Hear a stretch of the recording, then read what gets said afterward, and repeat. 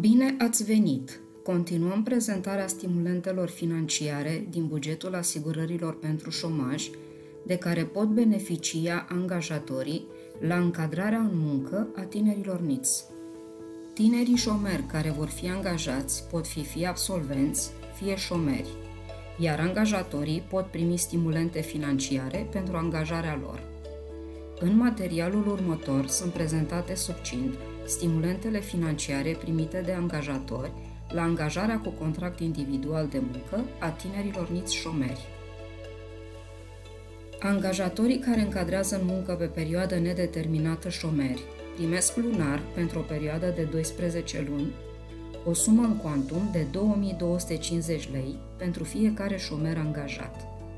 Angajatorul trebuie să se asigure însă că tânărul șomer este luat în evidența Agenției pentru Ocuparea Forței de Muncă județene.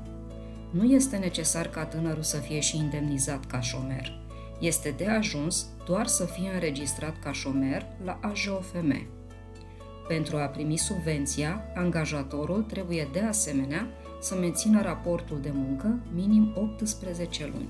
Angajatorii trebuie să țină însă cont de faptul că stimulentul financiar nu se va primi dacă au mai existat raporturi de muncă cu aceeași persoană în ultimii 2 ani, dacă are ca administrator sau asociat una sau mai multe persoane juridice sau fizice care sunt în același timp administratori sau asociați și la alt angajator care a mai primit astfel de stimulente, dar raporturile de muncă în cauză la acest angajator au încetat prin demisie sau prin acordul părților în ultimii 2 ani. Dacă angajatorul se află în insolvență, executare silită, reorganizare judiciară, faliment, dizolvare, lichidare, administrare specială sau cu activitatea suspendată.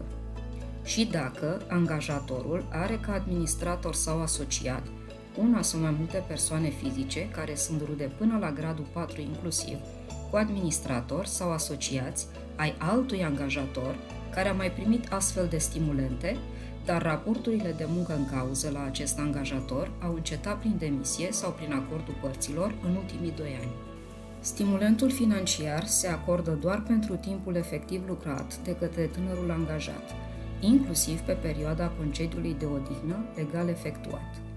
Dacă între angajator și angajatul pentru care angajatorul a primit stimulentul financiar, contractul individual de muncă încetează înainte de cele 18 luni obligatorii, din cauza demisiei sau prin acordul părților, angajatorul nu va mai putea beneficia de o nouă subvenție din bugetul asigurărilor pentru șomaj în următorii 2 ani.